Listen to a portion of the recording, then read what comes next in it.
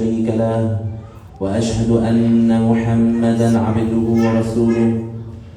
ورسوله اللهم لا سهل إلا ما جعلته سهلا وأنت يا حي يا قيوم تجعل الحزن إذا شئت سهلا اللهم ذكرنا ما نسينا وعلمنا ما جهلنا وانفعنا بما علمتنا وزدنا علما اللهم إنا نعوذ بك من حال أهل النار لله تعالى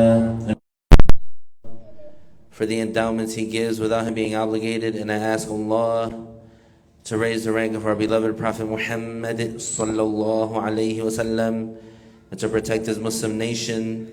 I testify no one deserves to be worshipped except Allah, the one without a partner, the one without an equal, the one without a similar, the one who is unlike anything in the universe and nothing in the universe is like Him. He has no father, no mother, no sister, no brother, no son, and no daughter. He exists without time and place. Because He is the creator of time and place, He does not reside above the throne, and He is not attributed with fatigue, like the Jews say. Our Lord is glorified beyond any imperfection that the non-Muslims attribute to Him. Whatever you imagine in your mind, Allah Ta'ala does not resemble that, and whoever attributes an attribute of the creations to Allah is outside of Al-Islam. And I testify that Muhammad sallallahu alayhi wasallam, the son of Abdullah, the son of Abdul Muttalib, the son of Hashim, the son of Abdul Manaf, from the tribe of Quraysh, is the best creation of Allah, and His final prophet and messenger, sent to all humans and jinn, and He is truthful about everything He conveyed of the revelation. Thereafter, remind ourselves to have the sincere intention for the sake of Allah in attending this session of Islamic knowledge, because having the sincere intention is a requirement to get the reward. So the Muslim, whenever he does a good deed, he has to have the sincere intention for the sake of Allah to get reward for that good deed. So alhamdulillah, we are grateful to Allah that we have been guided to Al-Islam, because Islam is the only accepted religion by Allah. Islam is the only correct religion. As is explicitly mentioned in Al-Quran, إِنَّ الدِّينَ عِنْدَ اللَّهِ الْإِسْلَامِ, which means indeed the only accepted religion to Allah is Al-Islam. And there are many verses in the Quran that they have that explicit meaning. And so we are grateful to Allah that we are among those who have been guided to Al-Islam, because it is the greatest endowment. And we are grateful to Allah Ta'ala that we have been guided to have access to the authentic knowledge of Ahlus Sunnati wal Jama'ah, the saved group. Because it is as the Prophet sallallahu alayhi wasallam said, وَإِنَّ أُمَّتِي سَتَفْتَرِقُ إِلَى 73 فِرْقَةً كُلُّهَا فِي النَّارِ إِلَّا وَاحِدَةً وهي الجماعة وهي السواد الأعظم وهي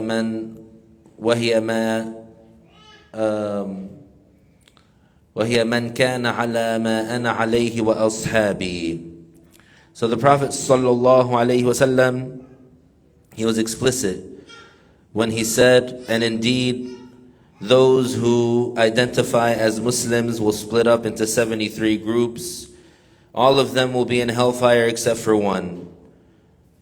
The congregation, the vast majority, those who have the same creed as the Prophet sallallahu alaihi wasallam and the companions. So this is how we identify the saved group. So we say alhamdulillah that we have been guided to be part of the saved group, yani Ahlus Sunnati wal Jama'ah, and we are grateful to Allah that we have been able to learn the knowledge of Ahlus Sunnati wal Jama'ah with the connected chain. Because the only way to successfully follow the Prophet sallallahu alaihi wasallam, it is through that chain. We're going to continue on with our subject matter in the Shafi'i School of Law, a beginner's book called The Explanation of Matan Abi Shuja', otherwise known as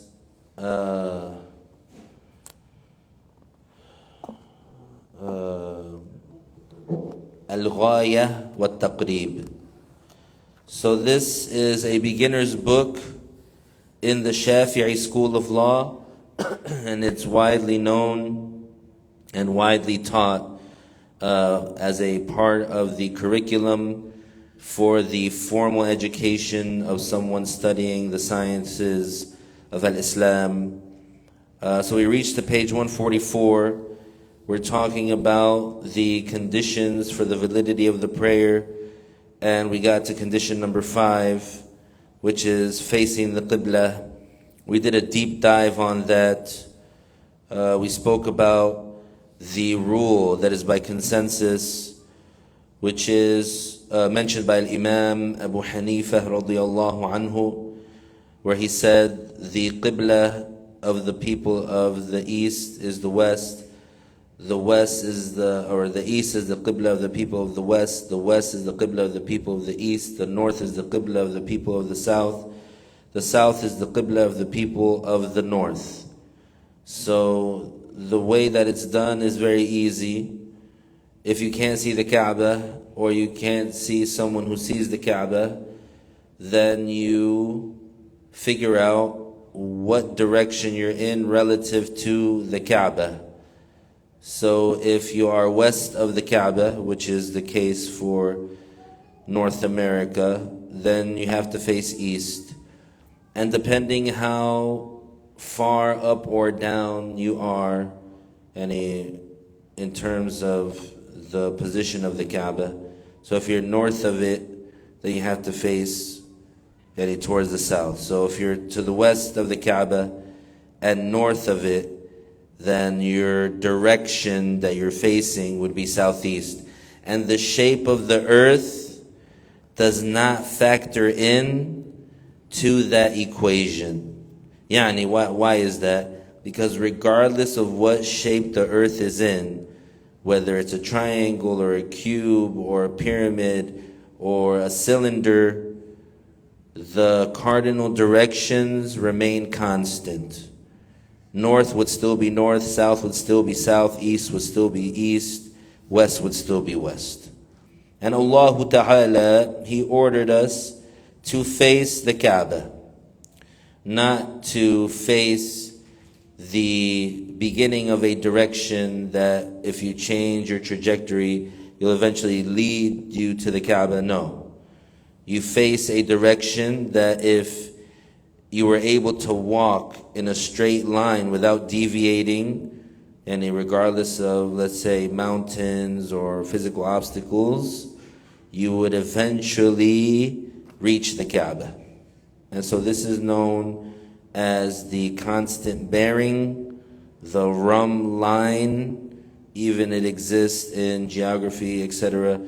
So even on the curved surface of the earth, which the surface of the earth is curved, if you're, let's say, on the eastern seaboard, let's say you're in New York, and you face a certain degree southeast, and you, let's say, took an airplane, that for that trajectory, without changing course, without deviating, without going in a half circle, you would eventually hit the Kaaba. So that's what we have to face. Not in North America, you cannot face northeast. Why? Because North America is north of Mecca. Yani almost the entirety of North America sits north of Mecca. So how would you face northeast to get to a location that is south of you? So this is one way to easily know that facing northeast is wrong. Another way is the person who's in Brazil, the Muslim in Brazil, the Muslim in Chile, the Muslim in Bolivia. It makes sense for him to face northeast because he is south and west of the Kaaba. So he would face northeast to get to the Kaaba. And so one thing that shows that if you're in New York, that facing northeast is incorrect, is that how could a person in New York and a person in Brazil face the same direction to get to the same point? It doesn't work. It just doesn't work. And we explained the origin of this deviance, that there was a mathematician, some sort of secular PhD in the 70s, who took it upon himself to write an article, and he admitted that he's not an imam or a sheikh, or that he received any formal education Islamically. So we went into detail about that. We're just going to read now where we left off, page 144. The fifth condition he mentioned is to face the Qibla. What is meant by facing the Qibla is to direct one's chest towards it while standing up, and directing most of one's body towards it while making ruku' and sujood. So if one turns his face a little bit to the right or left, this does not invalidate the prayer. The Qibla means the Kaaba. The one who sees the Kaaba directs oneself towards it. If one does not see the Kaaba, but there is another trustworthy Muslim who can see it, then one goes according to his saying. If one is in a valley and the other person is on a mountain and sees the Kaaba, then one goes according to that trustworthy Muslim. If one cannot see it and there is no trustworthy person who sees it, then one makes ijtihad, which here is referring to the due diligence of finding out what direction the Kaaba is in. Not the route that you would take to get to the Kaaba.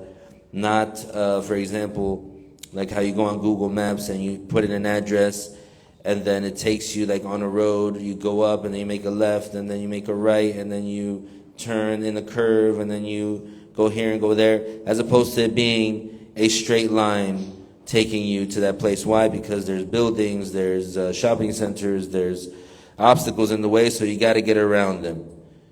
So since we're standing stationary when we pray, it's as if, for example, our chests, they penetrate through all those obstacles.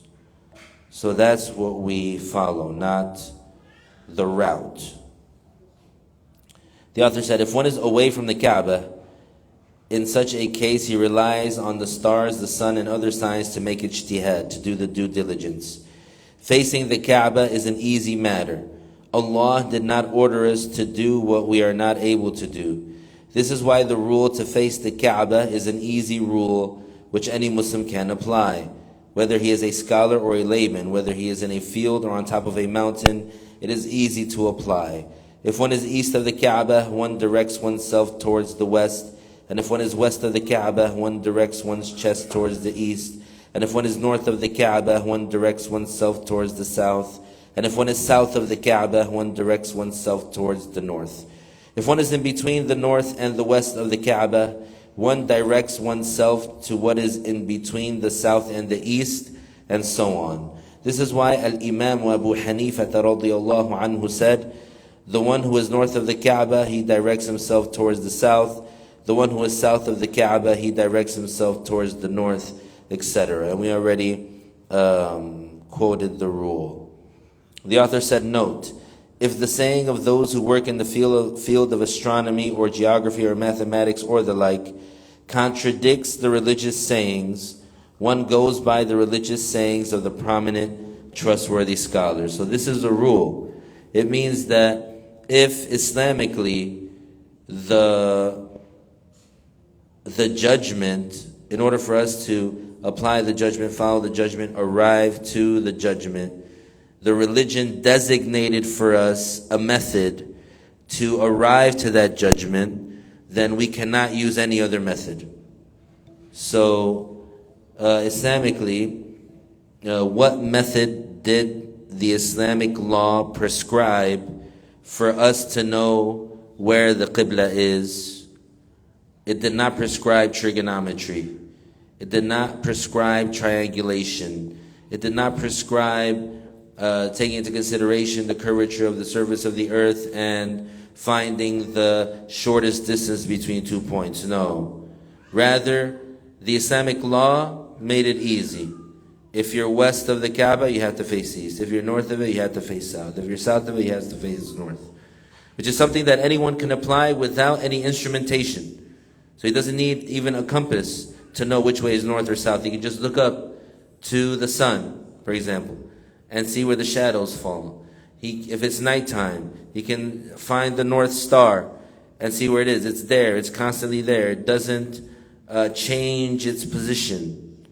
So the Muslim, he can easily implement the rules of the religion without trigonometry, without calculus, without triangulation, without an algorithm, without an equation, without a phone app. The Muslim can easily just look around him and see which way is north, which way is south, which way is east, which way is west. So since the religion, and since the Islamic law, they designated this method to know the Qibla, then if someone used a different method, it wouldn't be valid. That's what this note means. If the saying of those who work in the field of astronomy or geography or mathematics or the like contradicts the religious sayings, one goes by the religious sayings of the prominent, trustworthy scholars. And this is exactly what happened with this Qibla issue. This guy from the 70s, Al-T, whatever his name is, it was an astronomer or a geographer or a mathematician, whatever. He wasn't a prominent, trustworthy scholar of Islam. By his own admission, he admitted himself that he's not formally trained in Islamic studies. And that he's saying about himself, he's not a sheikh, he's not an imam, he's not a scholar, he's not a jurist, a scholar of Islamic law. He's just a secular guy. So what he says contradicts the rule of Abu Hanifa, so we leave out what he said and we follow what Abu Hanifa said. That's basically what that note is saying. Page 145. As for Hijr Ismail, the area which is within a semicircle, this is not the Qibla. Although when making tawaf, one goes around this area, yet still this is not part of the Qibla. So if someone faces only this part, his prayer is not valid. If someone stands on top of a mountain or a high building, it is enough to face the air which is above the Kaaba. So if you have the hard copy, you should insert the word the. So it says, it is enough to face the air which is above Kaaba, but what really it means above the Kaaba. So what is Hijr Ismail? If you ever look at a picture of the Kaaba, you'll see that there's like a half circle type of structure, maybe about like a couple of feet tall, and they're not so high, and it's made of bricks, and this is called Hijr Ismail. That is not part of the Qibla. So if someone was standing in a way where they only faced that, then their prayer would not be valid. As for the one who is on top of a mountain or in a high building like a skyscraper, it is enough to face the air which is above the Kaaba. So this shows what we're talking about in terms of the shape of the earth not being a factor in determining the direction that you face. So imagine yourself that you are near Mecca and you're in the clock tower that's there. And so that clock tower, you can see the Kaaba from there. But so how would you direct yourself when you're at the clock tower to pray? Do you incline your chest so that it's pointing down towards the Kaaba? No. You just stand facing the direction that the Kaaba is in. So as long as you are hitting the air that is above the Kaaba, and let's say that space, the cubed space, you're hitting that, then this is valid. The author said, if he prays in a well, then it is enough to face the earth which is underneath the Kaaba. So when we say facing the Kaaba, we're referring to whether we're at ground level or whether we're high above the Kaaba or whether we are underground below the Kaaba.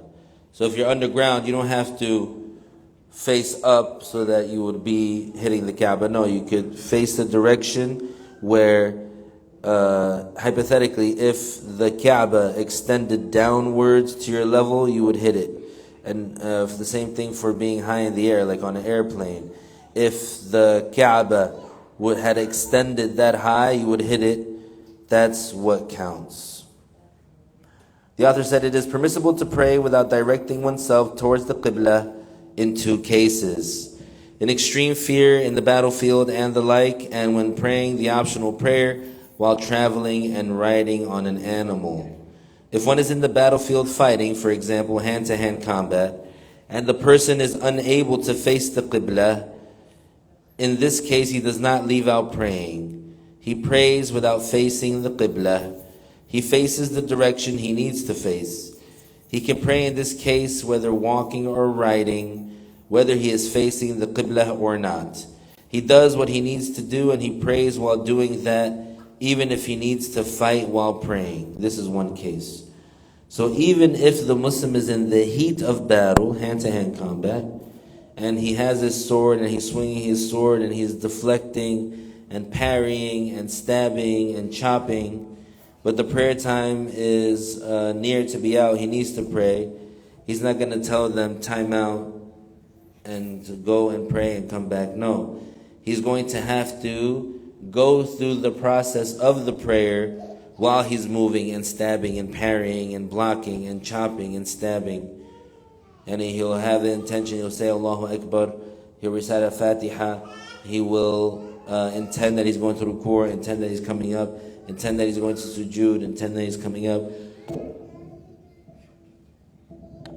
while he's fighting.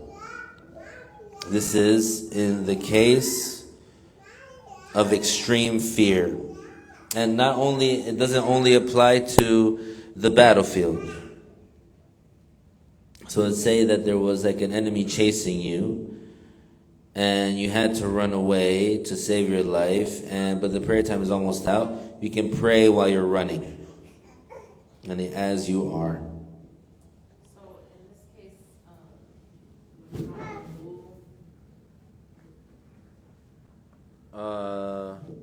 well, it didn't mention about the purification. I don't have details about that, but in the case where a person they don't have access to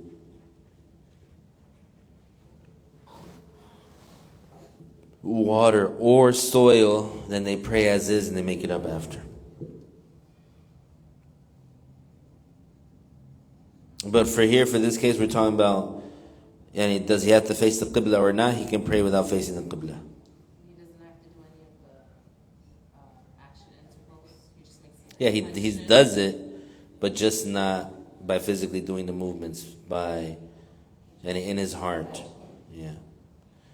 The author said the other case is when someone is traveling, riding on an animal, and he wants to pray the optional prayer. Even if one is traveling for a short distance, that is for 15 or 20 miles or even less, it is still considered traveling. In this case, it is permissible for this person traveling, riding an animal, to pray the optional prayer while facing the direction of his travel. He does not have to face the Qibla if he is praying optional prayers. It is enough to face the direction of his travel. If it is easy for him, he faces the Qibla during the opening statement, Allahu Akbar, and after that he directs oneself where he is traveling and he continues to pray. For the ruku', he bends his head, and for the sujood, he bends more. He is not obligated in sujood while prostrating to put his forehead on the saddle. It is enough to bend more than what he does for ruku'. This is so because the Prophet ﷺ used to pray the optional prayers while directing himself towards the direction of his travel whenever he prayed an optional prayer while riding an animal. This was narrated by Al-Bukhari. The person traveling by walking is also permitted when praying the optional prayer to leave out facing the Kaaba in parts of his prayer, but not in all of his prayer. When he recites Al-Fatiha or other than Al-Fatiha from the Quran, and when he says Sami'a Allahu liman hamida, and when he says the tashahhud, he is permitted to recite those while walking towards the place he wants to reach. So in those parts of the prayer, it is permissible for him, while reciting, to walk towards the direction of his travel, even if this direction is not towards the Kaaba.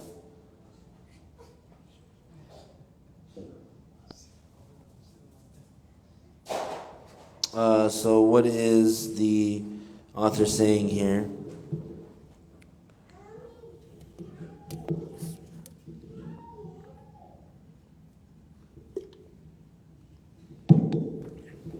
The author is saying, when the Muslim is traveling and he wants to pray an optional prayer, not an obligatory prayer, then he doesn't have to stop his travel, get off of his horse, face the Qibla, say Allahu Akbar, stand there, recite a Fatiha, bow, return from the bowing, prostrate, sit, prostrate, and then stand up and then pray another rak'ah. He doesn't have to do that.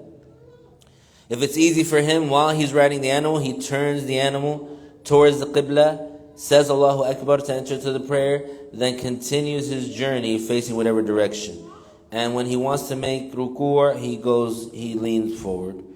When he wants to make sujood, he leans forward even more. This is for what? For the optional prayer while traveling. It's not for the obligatory prayer. So if you're on a plane, you don't just sit there in your seat and do like that and then go like this and like that while you're in the seat.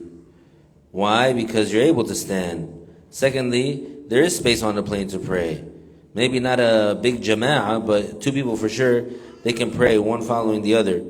You just go to the galley where the stewardesses, where they put all the drinks and stuff, and they have a space there.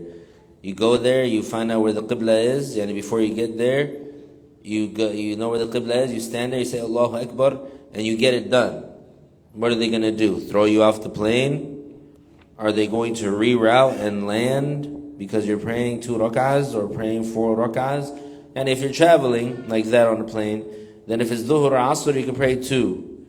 And you can shorten and combine in the Shafi'i school. If it's Isha, you can pray 2. If it's Maghrib, it's 3 rak'ahs, you get them done. If it's Subuh, Fajr, 2 rak'ahs, you get it done. So don't ever let someone stop you from praying. You don't need their permission to pray. And it's your right to pray. Now, for the bus, it's a different story. Yani, I'm not saying that for the bus you can sit there, face whatever direction, and go like this in your seat. No. I'm saying for the bus, it's much less space. I've never seen a bus where you can actually pray, that there's a space for you to pray. So for the bus, and you have to plan your trip so that when, it's because the bus, it stops for breaks, for people to stretch their legs, for people to get snacks or food, for the bus to refuel. You have to plan your trip so that you know that you're able to pray when the bus stops, it takes a break, or you're able to delay the prayer until the bus stops or takes a break.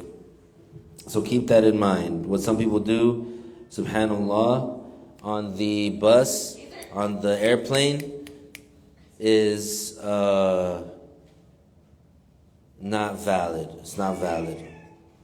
The judgment of staying on your animal and praying is for the optional prayer while traveling. And also for the plane rate. So if you're traveling with the plane, you get that still plus. For what? No, it's just the animal. And for the judgment of praying the sunnah while traveling, facing whatever direction you're headed in, that's only for when you're riding an animal. It doesn't apply to the plane, doesn't apply to the bus, doesn't apply to the boat, doesn't apply to the car. For the sunnah. Like we just mentioned, if someone is traveling, he can face whatever direction he's going if he's riding an animal. That's only for riding the animal, not for the train or anything else. So we mentioned about riding the animal. And also the one who's walking, it's also permitted to pray the sunnah prayer without facing the Kaaba in parts of his prayer, but not in all of his prayer. So the one who's walking is different than the one who's riding. When he recites Al-Fatiha, he doesn't have to face the Kaaba. When he recites a surah other than Al-Fatiha, he doesn't have to face the Kaaba. When he says Sami'a Allahu liman hamida, and when he says the tashahhud, he is permitted to recite those while walking towards the place he wants to reach. So in those parts of the prayer, it is permissible for him while reciting to walk towards the direction of his travel, even if this direction is not towards the Kaaba. I missed it again, I'm sorry. He's allowed to do that during the sunnah prayer or the For the one that's walking. wow. Yeah, not riding the animal. So when he recites the Fatiha, he doesn't have to face the Kaaba. When he recites second surah, he doesn't have to face the Kaaba. When he says Sami'a Allahu liman hamida, he doesn't have to face the Kaaba. When he says the tashahhud, he doesn't have to face the Kaaba. But the person who's traveling, he prays the sunnah as he's walking in the sunnah, in the recommended spots, basically, he's allowed to walk and pray without chest facing the Kaaba. No, only in those parts that we mentioned. Reciting Al-Fatiha, the surah after Al-Fatiha, saying Sami'a Allahu liman hamida, and the tashahhud. And the rest he has to, Face the Qibla. which is the sujood and what's left. The takbir. Takbiratul ihram.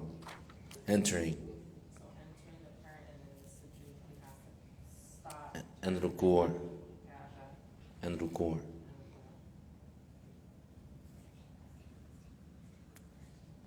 طيب. Any questions about that? Put it in the chat before we move on to the next chapter, the integrals and recommended matters of the prayer.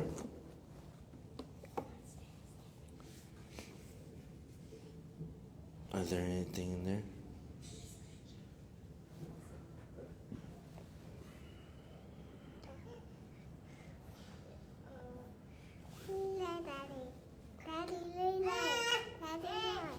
No?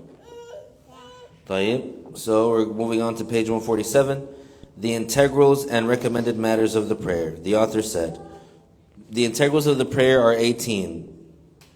The intention, standing when able, takbiratul ihram, the recitation of al-Fatiha, and Bismillahir Rahmanir Rahim is a verse of it, bowing, ruku', and having tuma'nina in it, straightening up, and having tuma'nina in it, prostration, sujood, and having tuma'nina in it, sitting between the two prostrations, sujood, and having tuma'nina in it, the last sitting, the tashahhud in it, saying as-salatu ala nabi in it, the first salam, the intention of exiting the prayer, following the aforementioned order of the integrals. And the sunan of the prayer before starting the prayer are two matters, calling the adhan and the iqamah.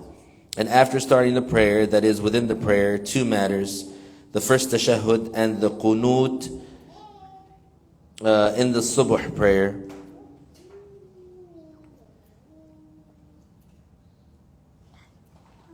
And the witr prayer in the second half of Ramadan.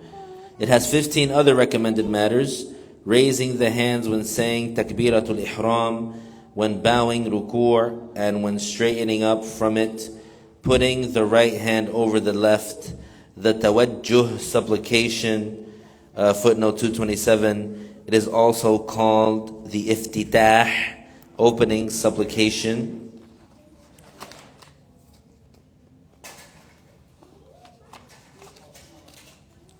The isti'adha, seeking refuge, reciting aloud in its proper place, and reciting low in its proper place, saying Ameen, reciting a chapter after the Fatiha, saying Takbir upon rising and going down, saying Sami'a Allahu liman hamida, Rabbana lakal hamd, saying Tasbih while bowing ruku' and prostrating sujood, and putting the hands on the thighs while sitting, opening the left hand and closing the right, except for the index as one points with it while saying the tashahhud, iftirash in all sitting positions, tawarruk in the last sitting, and saying the second salam.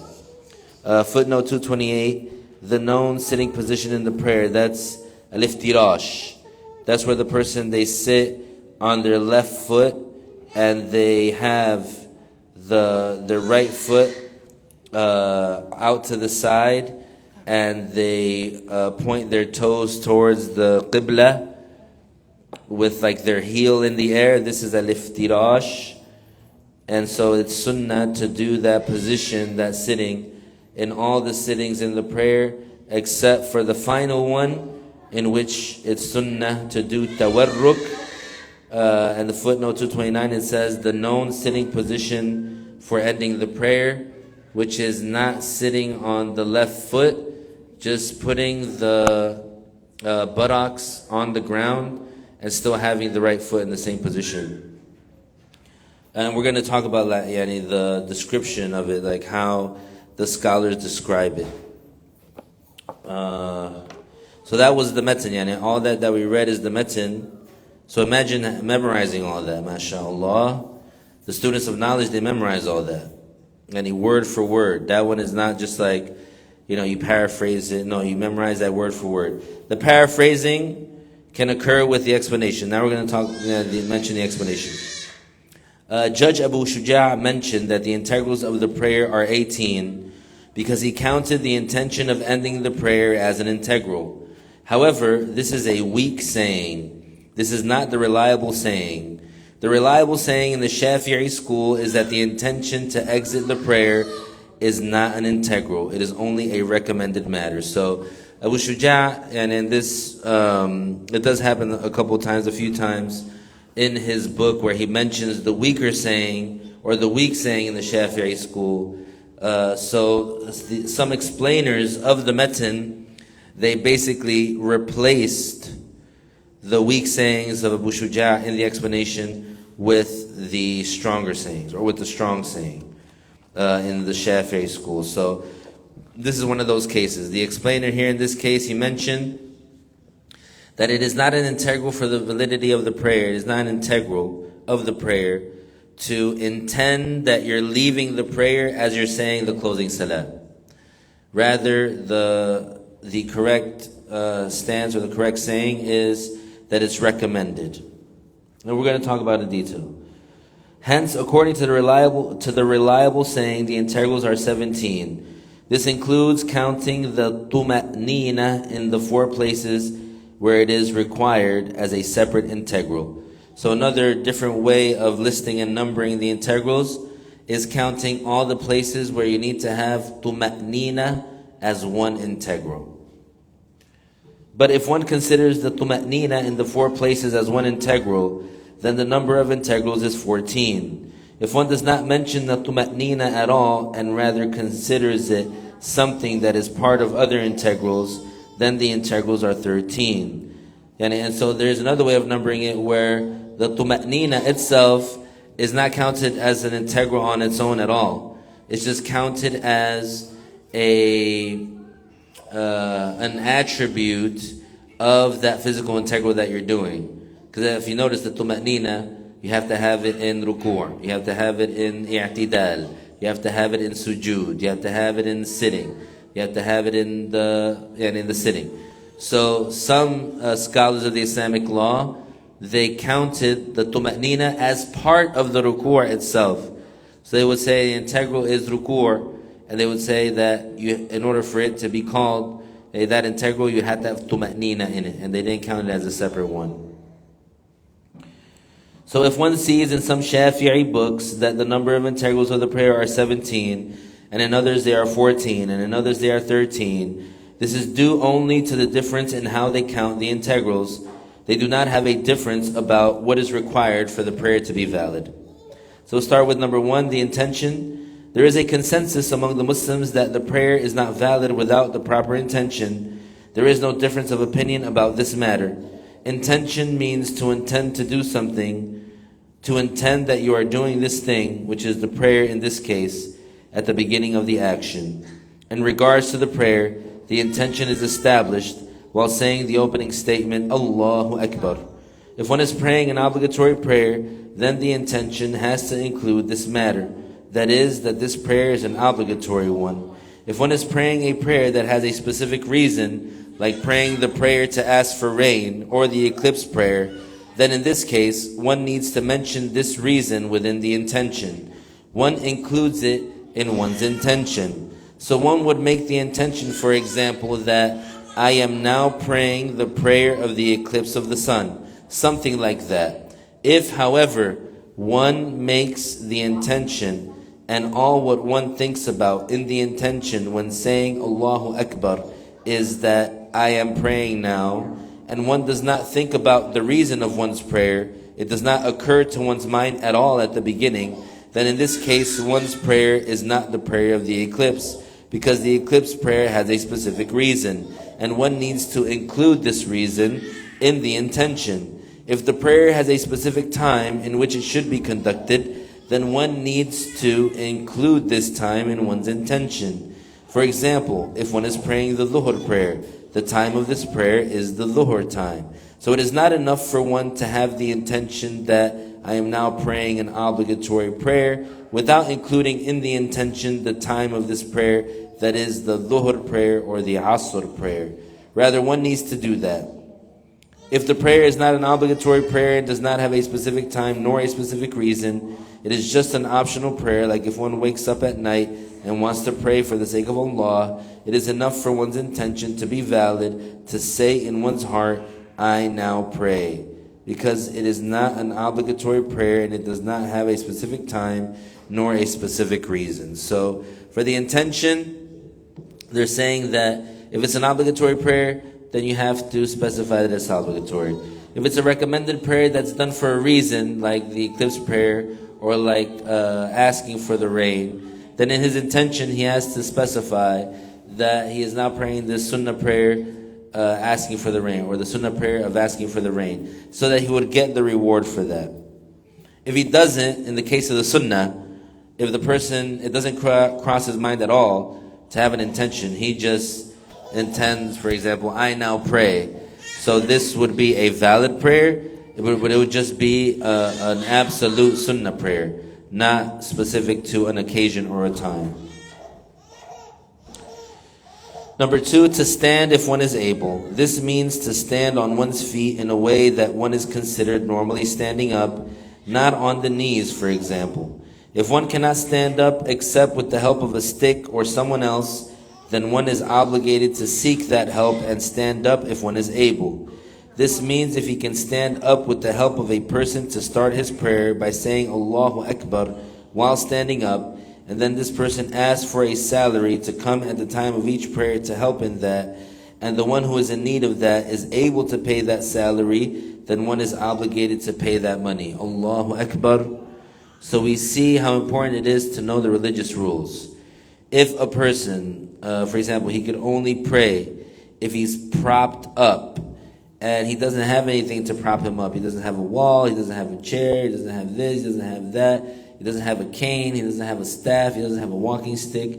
He needs actual people to hold him up while he's praying so that he can fulfill the obligation. So if those people that he needs to hold him up, if they charge him money, which is like at market value, they have to, the price has to be at market value. So they charge him a price that is what everybody else is charging, and within the range of market value. And the person can afford it. That means he won't have less than what he needs for his bare necessities. No, he has let's say a fridge full of food. He has different possessions, different things. The person doesn't have, let's say, debt, and he can spare, let's say, the normal market price. Let's say that person says, I'll charge you $100 a day to come and hold you up while you pray. So let's say that was the market price. and he wasn't overcharging or like asking for a higher number than the norm. And that person who, for example, can't stand up on his own and he needs two people, has no reason, has no excuse to not pay. And because he has it, he could be a multimillionaire. So $100 a day, it really, when you deal with large numbers, it's not a lot. And so he's able to do it. For example, if he pays $100 a day, he's still going to have enough to buy his sustenance. He's still going to have enough to pay the rent. He's still going to have enough to, put the kids in school. So he doesn't have an excuse to not pay. So in this case, he's obligated to pay so that he can make his prayer valid. And if he doesn't, then his prayer is invalid. The author said, if one cannot stand up, one sits. If one is not able to sit, one prays while lying on one's right side or left side. So it should be lying, L-Y-I-N-G, instead of L-A-Y-I-N-G. Because laying, L-A-Y-I-N-G, is like laying a brick. Putting something down, down. That is the meaning of laying. But what should be used is lying, yani like when you're lying down. This is the correct usage. So fix it in your books.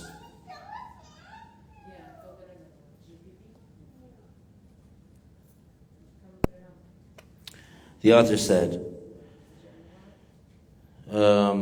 if one is not able to sit, one prays while lying on one's right side or left side. But it is better to lie on the right side. If one cannot, then one lies on his back. And if one can, one puts something underneath one's head so that one's face would not be towards the sky, but towards the Qibla. In brief, one does what he can. If one cannot make ruku', one bends one's head, and then one bends more for the sujood. If one cannot move one's head, then one uses the eyelids for ruku' and more for the sujood. If one cannot do any of these matters, that is, for example, one cannot move the eyelids, but one is awake, one is aware, then one uses one's heart for that. So that's the answer to your question. This means one thinks that now as if I am making ruku', now as if I am standing up for ruku', etc. An-Nasa'i narrated from Imran ibn Husayn that the Prophet sallallahu alaihi wasallam told him what means pray while standing up. If you are not able to do so, then while sitting, and if you are not able,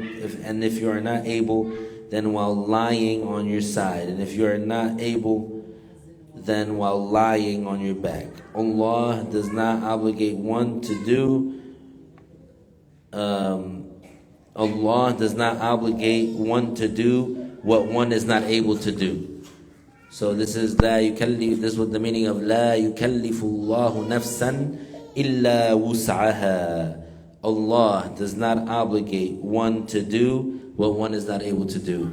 Allah does not make it an obligation upon the Muslim to do something that he is physically incapable of. Not that he, let's say, has to put effort to do, any reasonable effort. Not that he, for example, is too lazy to do. No. We're talking about physically unable. The author said, Takbiratul Ihram. Number 3, Takbiratul Ihram. The opening statement, Allahu Akbar. This is by saying in the Arabic language, Allahu Akbar. When we say in the Arabic language, this is if the person is able to pronounce them in the Arabic language. If one cannot pronounce those words in Arabic, then it is permissible to translate the meaning of Allahu Akbar in any other language. It does not have to be in one's mother tongue. It is not permissible for Takbiratul Ihram to say, okay, this is a different case. So first case is, now we're going to talk about some of the things related to the verbal integrals, and inshallah we'll do a deep dive on that in the next class.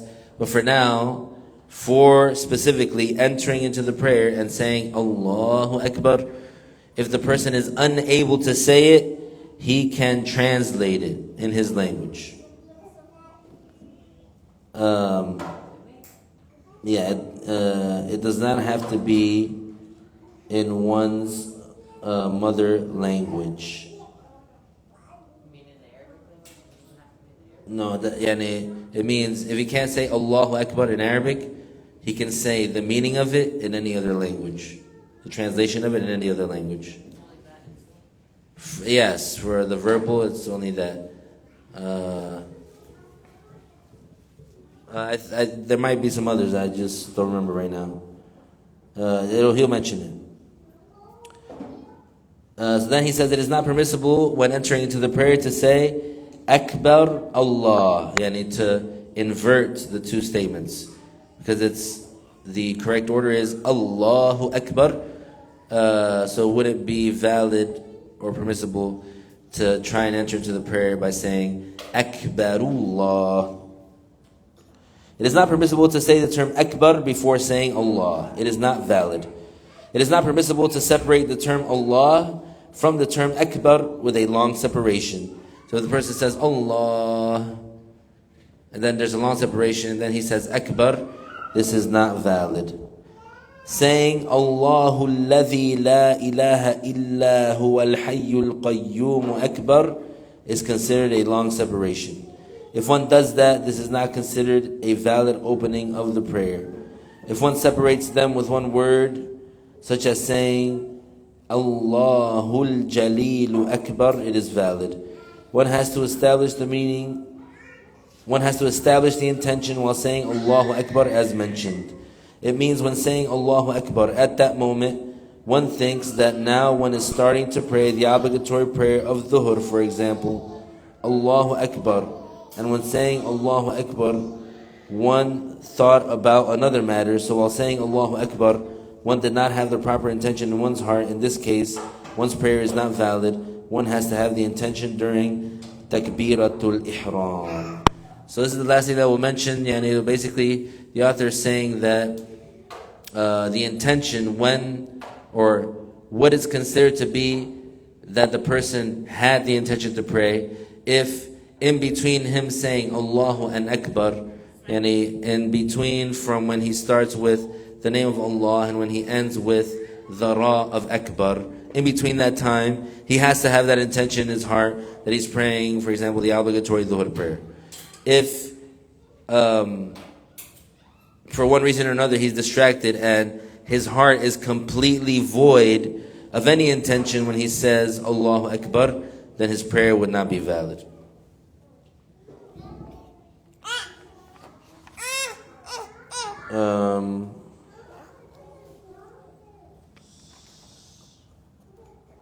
And Allah Ta'ala knows best. The next integral is to recite Al-Fatiha and Bismillahir Rahmanir Rahim, and we'll leave that for the next class because I want fresh minds on this one.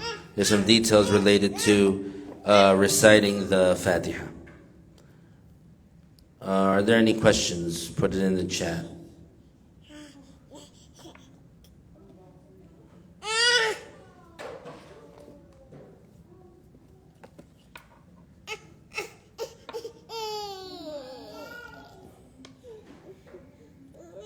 طيب.